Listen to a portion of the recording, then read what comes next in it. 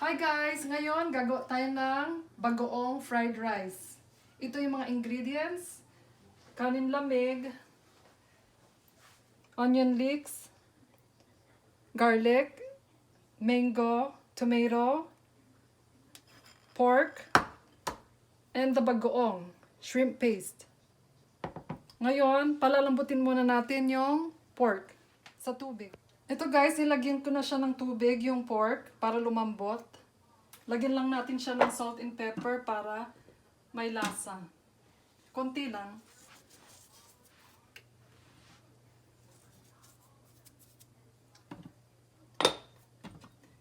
Yan, hayaan lang natin yung pork na mag-evap yung tubig.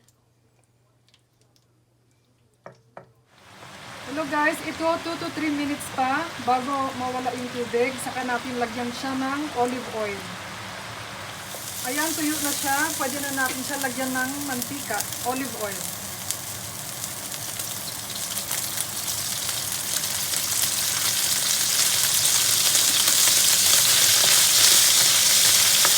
Ayan lang natin siya mag-brown yung konti. Tostado. Hindi yung tostado. Tostado na siya. So, pwede na natin siyang itabi muna para pang topping mamaya.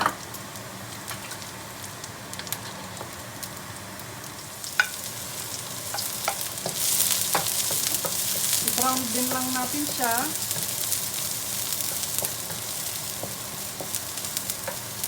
Dagdagan ko pa ng konting mantika. Sa pinanggisa.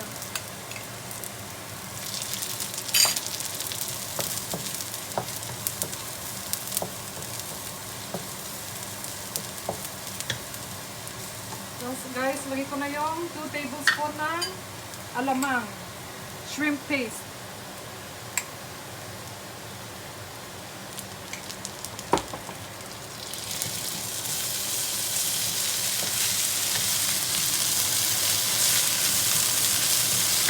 Ang bango na. May bagoong na. Ayan guys, ilagyan na natin yung 3 cups na rice. Mas maganda guys pag yung kanin nyo ay kanin lamig. Mas magandang i-fried rice. Ayan. Ito pagkatapos ng 3 minutes na nahalo na siya, pwede na natin siya ilagay sa plato, sa bowl.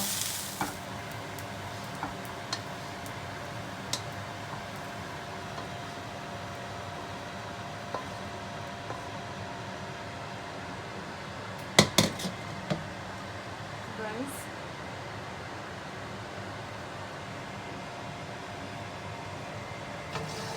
Yan, i-plating na natin. Ilagay natin sa ibabaw yung pork na brinaw natin kanina.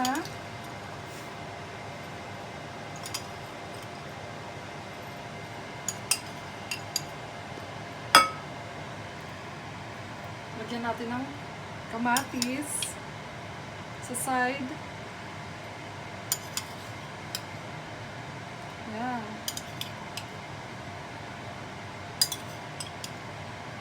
Kamatis sa side.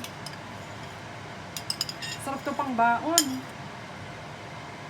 O kaya kunyari magbe-beach kayo, yan, lagyan natin siya ng onion leeks. Para makulay. Medyo makulay. Tsaka mabango.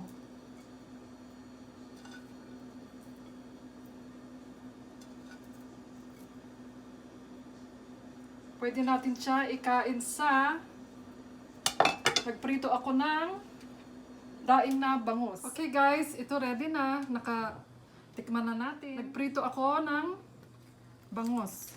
Daing na bangus. Ito yung magandang combination.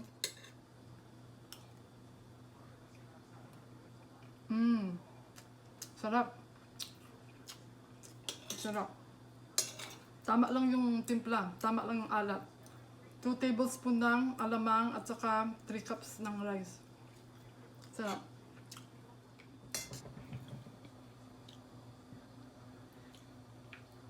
Maraming rice.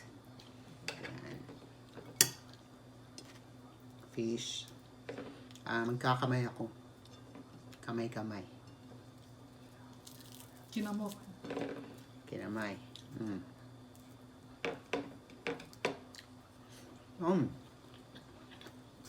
Lasang Pinoy.